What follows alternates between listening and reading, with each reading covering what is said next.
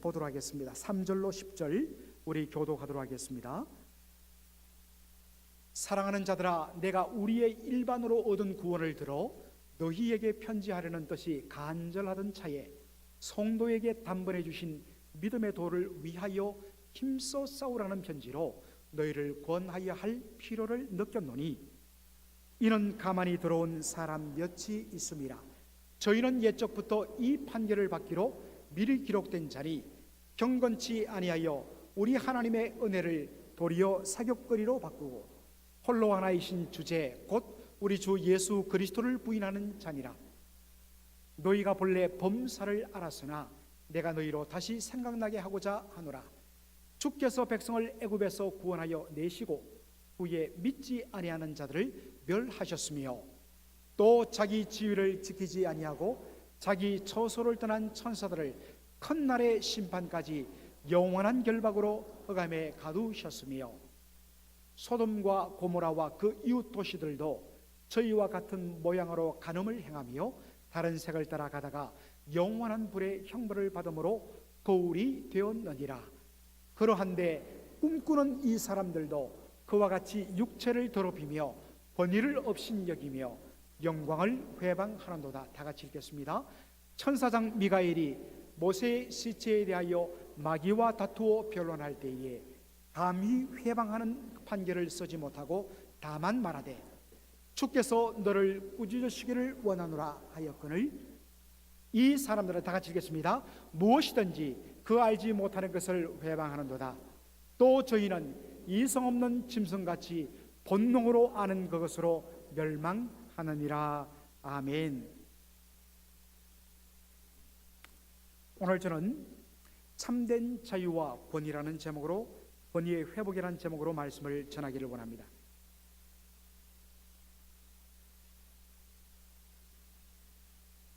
요즘 한참 우리 한반도가 긴장 상태에 놓여 있는 것을 여러분 잘 아실 것입니다. 거의 연일 미국의 대통령과 또 북한의 지도자 간에 말폭탄이 오고 가고 있습니다. 우리가 긴장하는 것은 사실 이 국제 관계의 역학 구도로 보면 전쟁은 일어날 수가 없습니다. 일어나면 또 북한이 자멸하기 때문에 함부로 오판하지 못합니다. 그런데 항상 전쟁이란 것은 우발적이고 순간적인 욱하는 감정에 의해서 항상 일어나기 때문에 그것을 우리가 염려하는 것이고, 그것 때문에 우리가 역사를 주관하시는 주님, 우리의 조국을 불쌍히 여겨 주옵소서라고 우리가 기도해야 하는 것이지요. 얼마 전에 죽음의 백조라고 불리는 B-1B 미국의 전략 폭격기가 있습니다.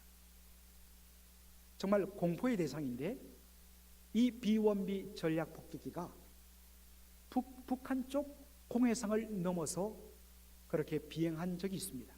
아무도 몰랐습니다. 미국 정부 당국이 발표하기 전까지는 아무도 몰랐어요.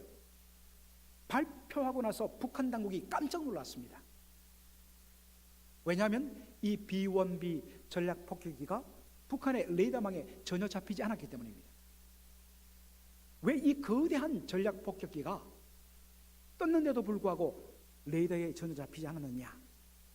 바로 이 비행기 폭격기가 가지는 스텔스 기능 때문입니다. 이 스텔스란 말은 몰래 들어가다, 비밀하게 접근하다 하는 그러한 말입니다. 이 폭격기의 표면에다가 특수한 페인트를 칠하면 전혀 레이더가 반응하지 못한다고 합니다. 오늘 본문에도 이 스텔스란 말이 나옵니다. 유다서 1장 3절로 4절을 다시 보시면, 사랑하는 자들아, 내가 우리의 일반으로 얻은 구원을 들어 너희에게 편지하려는 뜻이 간절하던 차에 성도에게 단번에 주신 믿음의 도를 위하여 힘써 싸우라는 편지로 너희를 권하여 할 필요를 느꼈다라고 이야기하고 있습니다. 왜 그러느냐? 4절입니다. 이는 가만히 들어온 사람 몇이 있음이라. 여기에 가만히 들어온 몇 사람들, 영어 성경에 have secretly slipped in among you. 너희들 가운데 미끄러지듯이 몰래 쑥 들어온 사람이 있다. 이걸 어떤 영어 성경에는 by stealth라고 그렇게 이야기합니다. 몰래, 비밀스럽게 가만히 들어온 몇 사람들. 이 사람들이 누구냐? 바로 초대교회의 교회를 어지럽혔던 거짓 선생들입니다. 이 사람들은 처음에 자기를 위장해서 그리스도의 의의 일꾼들로 그렇게 들어왔습니다. 그래서 경건하게 기도하고 모든 집회에 잘 참석하고, 그리고 언제나 사람들을 만날 때마다 따뜻하고 친절하고 상냥하고, 그리고 자신의 집을 오픈해서 사람들을 초대하고, 그렇게 늘 잘 대접하고 헌신하고 열심을 내다 보니까 모든 사람들의 마음이 활짝 열려버렸습니다. 그렇게 하고 나서 그 다음에는 그 사람들의 마음을 무장해제시키고 나서 거짓된 가르침을 전하기 시작하는 것입니다. 이것 때문에 지난 10년간 이민교회들도 조금 그런 영향은 받았습니다만, 특별히 우리 조국교회에 심각한 문제를 일으킨 단체가 바로 신천지란 단체입니다. 제가 이 시간에 신천지의 이단성을 자세히 낱낱이 말씀드릴 수 없습니다만은 여러분이 이미 들으셨을 것입니다. 이 신천지가 교회를 무너뜨리거나 혼란스럽게 하거나, 심지어는 지방에 있는 한 100여 명, 200명 되는 교회 전체를 아예 통째로 신천지로 끌어들여서 접수해버리는 이런 일들이 비일비재했습니다. 몰래 잘 훈련된 그들의 일꾼들을 교회에 등록시켜서 한 1년간 헌신케 하고 충성하게 해서 온 성도들의 신뢰를 받게 한 후에, 왠지 우리 목사님 말씀이 조금 시원찮은데 기가 막히게 말씀을 풀어주는 곳이 있다고, 그렇게 해서 그들이 만들어 놓은 무료 성경 신학원이라는 곳에 들어가서 그때부터 모든 것을 비유로 짝을 맞추어서 가르칩니다. 귀에 쏙쏙 들어오게 만듭니다. 그리고 나서는 자신들 속으로, 집단 속으로 끌고 가고, 그렇게 한 사람씩 한 구역씩 맡아서 100명, 200명 되는 교회 전체를 신천지 집단으로 완전히 넘겨버리는 일들이 지난 10년간 우리 조국교회에 심각하게 일어났습니다. 바로 이들을 가리키는 표현이 가만히 들어온 자들입니다. 혹시 이 가운데 그런 분 있으세요? 좋은 말 할 때 빨리 나가세요. 이것 때문에 제가 어떤 의미에서는 여러분들 두렵고 떨림으로 성도 여러분께 열심을 다하여서 말씀을 가르치고 성경 공부시키는 이유가 있습니다. 우리가 바른 말씀 위에 무장되어 있으면 그들이 전혀 접근을 할 수 없거든요. 그런데 이들이 때가 되었을 때 자신의 정체를 드러내면서 가르쳤던 거짓 가르침이 무엇이냐? 바로 유다서 1장 8절에 나옵니다. 1장 8절 한번 보여주세요. 이 사람들을 가리켜 꿈꾸는 사람들이라고 표현합니다. 이 거짓된 선생들이 육체를 더럽히며 권위를 업신여기며 영광을, 하나님의 영광을 회방한다라고 말하고 있습니다. 두 가지를 살펴보겠는데, 첫째는 육체를 더럽힌다 했습니다. 여러분들, 이들이 거짓된 가르침에 의해서 육체를 더럽힌다는 것이 무슨 말일까요? 특별히 오늘 육체를 더럽히며 권위를 업신여기며 영광을 회방한다는 이 말이 나오게 되는 동기가 그들이 가르쳐 거짓 가르침. 그들은 이렇게 이야기합니다. 예수님께서 십자가에서 우리가 받아야 할 모든 율법의 저주를 예수님이 대신 짊어지시고 대신 저주받아 죽으셨다. 그러므로 더 이상 우리를 정죄할 율법은 없기 때문에 너희들은 무슨 일을 해도 심판받지 않고 어떤 일을 해도 전혀 문제가 없는 주께서 자유를 주셨다. 분명하게 맞는 말입니다. 그런데 이것을 가지고 문제는 적용을 이렇게 하는 겁니다. 너희들은 이제 자유하는 존재가 되었고 너희들을 더 이상 정죄할 율법이 사라졌기 때문에 너희들의 마음속에 끌리는 대로 마음껏 살아도, 심지어 너희들이 문제가 되어도 심판받지 않는다. 바로 그들의 가르침 때문에 교회에서 일어났던 것이 무엇이냐? 바로 성적인 방종과 성적인 타락이 교회 안에 급속하게 일어난 것입니다. 실제로 초대교회에 일어났습니다. 더군다나 이들은 영적인 것은 선하고 우리의 육체와 물질은 악하고 더럽기 때문에 어차피 우리의 육신은 더러운 것이고 우리의 육신은 하나님 앞에 올라갈 수 없고 우리의 영혼만 구원받는 것이기 때문에 우리의 더럽고 썩어질 이 육신 조금 더 굴린다고 해서 우리가 구원받는데 전혀 진장 없다. 우리는 말이 안 된다고 이야기하지만 그 사람들이 그렇게 가르치니까 사람들의 마음이 긴장이 풀려갖고 그때로부터 맞다. 어차피 영혼이 중요한 거지. 그리고 우리의 썩어질 이 육신, 이거는 우리의 구원과 관계없다고 사는 생각 때문에 그들이 그 다음부터 성적인 방종과 타락 속에 빠져들어가게 된 것입니다. 이것이 육체를 더럽혔다는 말의 의미인 것입니다. 또 거짓 교사들의 한 가지 가르침으로 일어난 일이 권위를 업신여긴 일입니다. 하나님께서 우리에게 자유를 주셨기 때문에 우리의 자유를 간섭할 그 어떤 것도 있을 수 없고, 그런 것이 있다면 그 권위를 거부하라. Reject authority.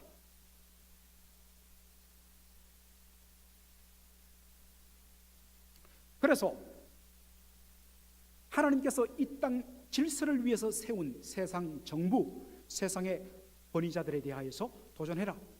그래서 생긴 것이 아나키스트, 바로 무정부주의가 생긴 것 아닙니까? 이것이 교회 단위로 들어오면 어떤 일이 벌어지겠습니까? 하나님께서 그리스도의 몸된 교회를 위해서 권위를 주시고 세우신 기관인 당회, 당회가 말씀에 근거하여서 교리와 그들의 삶에 대해서 치리를 할 때, 디스플린을 가할 때에 그것을 받고 회개하며 그 권위를 인정하며 순복하고 회복하는 것이 아니라 하나님께서 나에게 주신 자유를 누가 감히 간섭한단 말이야. 사실 오늘 이런 일들이 교회 안에 비일비재하지 않습니까? 하나님이 당회에 주신 권위를 얼마나 성도들이 순복합니까? 이런 일들이 초대교회의 거짓된 가르침을 가진 자들에 의해서 일어났다는 것입니다. 그들이 내세운 근거는 무엇입니까? 예수님께서 율법의 저주를 대신 짊어지시고 죽으셨기 때문에 더 이상 우리는 율법의 속박을 받지 않는다는, 우리는 자유하게 됐다는 자유에 관해서 생긴 말입니다. 과연 여러분, 이것이 성경이 말하는 참된 자유인가? 우리가 살펴볼 필요가 있습니다.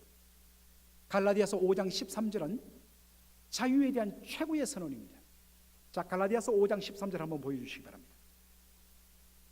한번 다 같이 읽겠습니다. 시작. 형제들아, 너희가 자유를 위하여 부르심을 입었으나 그러나 그 자유로 육체의 기회를 삼지 말고 오직 사랑으로 서로 종노릇하라. 많은 사람들이 잘못 생각하는 자유가 무엇입니까? 누구에게도 제한받지 않는 자유, 내가 하고 싶은 대로 마음껏 하는 것, 그렇게 생각을 합니다. 그러나 그 결과는 무엇입니까? 그 결과는 진정한 자유가 아니라 방종으로 흐르기 쉽다는 것입니다.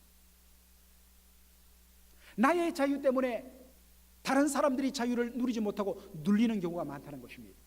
그러므로 성경이 말하는 참된 자유는 무엇이냐? 하나님이 주신 그 자유를 자신의 육체의 기회를 위해 삼지 말고 오직 사랑으로 서로 종노릇하는, 심지어 나의 자유를 포기하고 다른 사람들을 세움으로 말미암아 그 사람들을 행복하게 하는 섬기는 자유,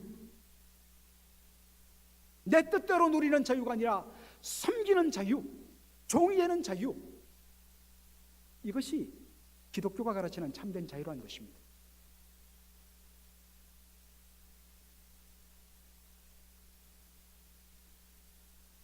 제가 몇 달 전에도 사도 바울의 이 자유에 대해서 이야기를 한 적이 있습니다. 그 당시 로마 교회와 고린도 교회에는 한 가지 공통되는 문제가 있었는데 바로 우상 제물을 먹는 문제 때문에 성도들이 서로 나누어져 싸웠습니다. 그때 바울이 이야기합니다. 원칙적으로 말하면 우상의 제물을 먹는 것 죄가 되지 않는다고 이야기했습니다. 왜냐? 원래 우상은 없기 때문에. 둘째로 우상에게 드려진 제물, 그 제물은 바로 하나님께서 만드신 하나님의 피조물. 우리 하나님이 선하시되 당신의 선하심으로 지은 모든 것이 선하기 때문에 감사함으로 받으면 버릴 것이 없다고 했습니다. 그래서 우상의 제물을 먹는 것, 그거 아무런 문제 없다고 사도 바울은 생각했습니다. 그러나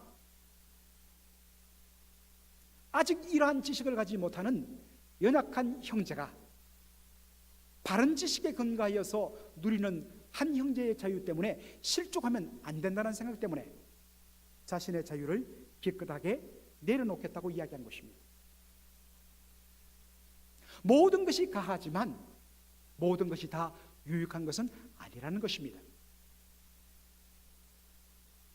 그러므로 우리 성도들이 하나님이 주신 자유, 그리스도가 우리에게 주신 이 자유를 어떻게 쓸 것인가 하는 부분에 대해서 다시 한 번 더 주목할 필요가 있습니다. 심지어 죄가 되지 않는다 할지라도 그것이 나 혼자만을 위한 자유냐 아니면 다른 사람들까지 유익하게 만드는 자유냐, 거기에 우리의 초점을 맞춰야 한다는 것입니다. 그런데 제가 이 말씀을 전하면서 다시 한 번 더 여러분께 부탁을 드립니다. 우리가 이런 말씀, 내가 충분히 나의 자유를 누릴 수 있지만 한 형제의 연약한 형제를 위해서라면 기꺼이 나의 자유를 내려놓겠다, 포기했다는 그 말씀에 대한 적용, 참 우리의 심령이 얼마나 참 그때도 죄성이 드러나는지 이 말씀을 자기 자신에게 적용해야 되는데, 목사님 오늘 그런 말씀 들었잖아요. 그러니까 당신은 나한테 그렇게 행해 주십시오라고 이야기한다는 것입니다. 그렇지 않습니다. 내가 먼저 종이 되고 내가 먼저 나의 자유를 다른 사람의 행복을 위해서, 다른 사람의 유익을 위해서 써야 된다는 것입니다. 오늘 본문에 가만히 들어온, 몰래 들어온 거짓 교사들이 가르친 거짓 가르침 두 번째가 나옵니다. 그것이 뭐라고 그랬습니까? 모든 권위를 부정하라. 이것이 진정한 자유이다.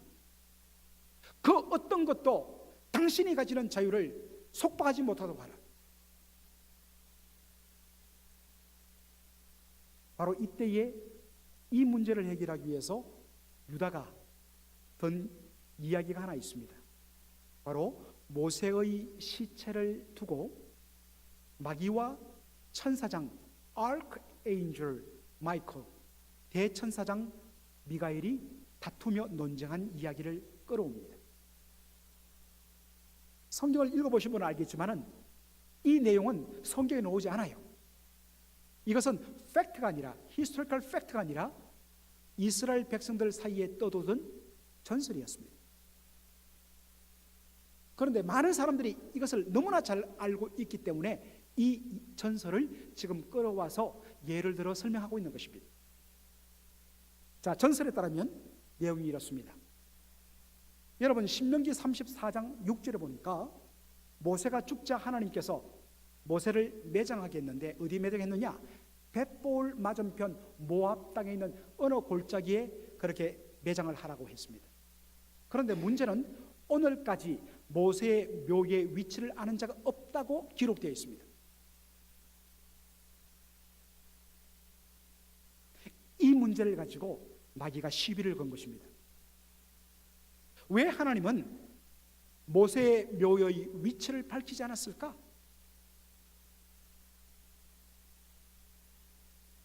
사람들의 마음이 모세에게로 향하여서 모세의 묘를 참배하면 사람들의 모든 관심과 존경이 모세에게 쏠리고 그렇게 되면 하나님께로 가야 할 관심이 모세에게로 쏠리기 때문에 너희 하나님이 질투가 나서, 너희 하나님이 시기 질투가 나서 일부러 모세의 묘를 감춘 것 아니냐, 이렇게 마귀가 시비를 걸었다는 것입니다. 자, 그러자 천사장 미가엘이 어떻게 반응합니까? 9절 한번 보시기 바랍니다. 천사장 미가엘이 모세의 시체에 대하여 마귀와 다투어 변론할 때에 감히 회방하는 판결을 쓰지 못하고 다만 말하되 주께서 너를 꾸짖으시기를 원하노라, 이렇게 말했습니다. 여기 감히 회방하는 판결을 쓰지 못했다, 회방하는 판결, 이게 무슨 말일까요? 지금 마귀는 신성모독, 블라스피미, 하나님의 이름에 대해서 모독을 하고 있습니다. 신성모독하는 마귀의 죄악에 대해서 영원한 심판, 컨뎀네이션을 선포해야 되는데 그렇게 하지 않고 다만 말하기를 주께서 너를 꾸짖으시기를 원한다고 돌아섰다는 것입니다. 하나님의 영광이 조롱을 받았으면 천사장 미가엘이라면 흥분을 냈고 이놈의 자식 죽인다면서 그렇게 덤벼들고 말폭탄을 터뜨려야 되지 않습니까? 영원한 지옥의 심판이 떨어져라 이놈아 라고 해야 되지 않겠습니까? 여러분의 부모가 여러분들 조롱받고 모독받는다면 여러분 가만히 있겠습니까? 가만히 있으면 자식이 아니지요. 하물며 하나님의 이름이 모독받고 조롱받는데 여러분 가만히 있겠습니까? 그런데 이 천사장 미가엘이 뭐라고 이야기하고 있습니까? 정죄하는 심판을 쓰지 못하고서 다만 주께서 너를 꾸짖기 원하신다고 돌아섰다는 것입니다. 얼핏 보면 비겁하고 정신 쪼다 같습니다. 아니 저게 어떻게 천사장인가? 충분히 할 만한 장면입니다. 여러분 질문 던집니다. 천사장 미가엘이 왜 이렇게 했을까요? 그가 정말 용기가 없어갖고 마귀가 두려워서 그랬을까요? 아니에요. 사실 이 장면에는 천사장 미가엘의 신앙 고백이 나타나 있습니다. 그가 그렇게 하지 않은 것은 하나님의 권위에 대한 철두철미한 인정 때문에 그렇습니다. 심판의 권세는 오직 하나님 한 분께만 있다는 것입니다. 충분히 자신도 판단할 수 있습니다. 잘잘못을 알고 있습니다. 그렇지만 자신의 정죄를 심판을 유보하고 심판의 권세를 가지신 하나님께 모든 것을 다 맡겼다는 것입니다. 그래서 주께서 친히 너를 꾸짖으실 것이다 라고 말했다는 것입니다. 여러분 이것이 진정한 용기입니다. 이것이 진짜 능력이에요. 이것을 가장 잘 보이신 분이 우리 예수님이세요. 또다시 제가 베드로전서 2장을 인용합니다. 2장 21절로 24절. 이를 위하여 너희가 부르심을 입었으니 그리스도도 너희를 위하여 고난을 받으사 너희에게 본을 끼쳐 그 자취를 따라오게 하려 하셨느니라. 22절. 저는 죄를 범치 아니하시고 그 입에 회사도 없으시며 욕을 받으시되 대신 욕하지 아니하시고 고난을 받으시되 위협하지 아니하시고 오직 공의로 심판하시는 자에게 부탁하셨다는 것입니다. 십자가 밑에서 지금 예수님을 향한 조롱과 욕설과 온갖 험한 말들이 쏟아졌습니다. 그런데 예수님은 어떻게 하십니까? 일철 똑같이 대꾸하지 않았습니다. 너 3일 뒤에 한번 보자 위협하지 않으셨다는 것입니다. 예수님 유일하게 하신 것은 어떻게 하셨다고요? 오직 공의로 심판하시는 자에게 다 맡기셨다.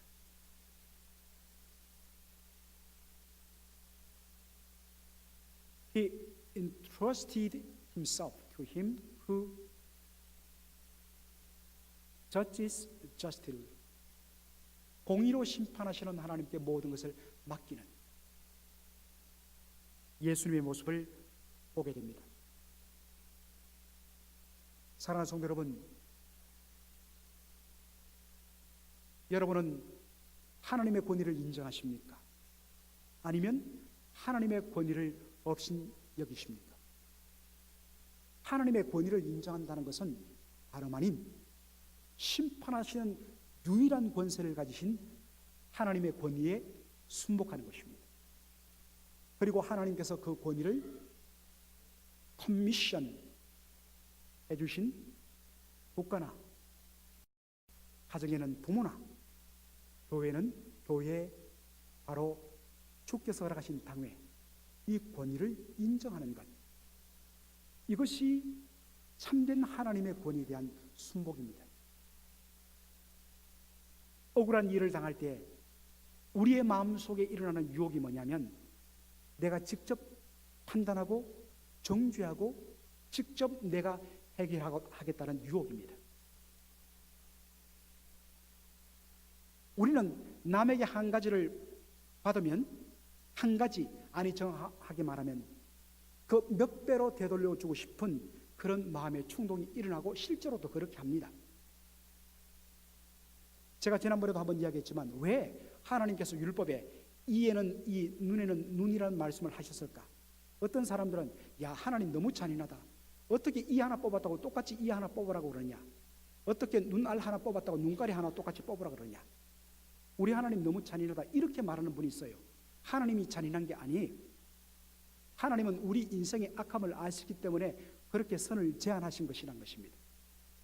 여러분, 우리가 눈알 하나 뽑히면 여러분 상대방 눈 하나 뽑는 것으로 여러분 풀리십니까? 두 알을 뽑아야지 여러분들 풀립니다.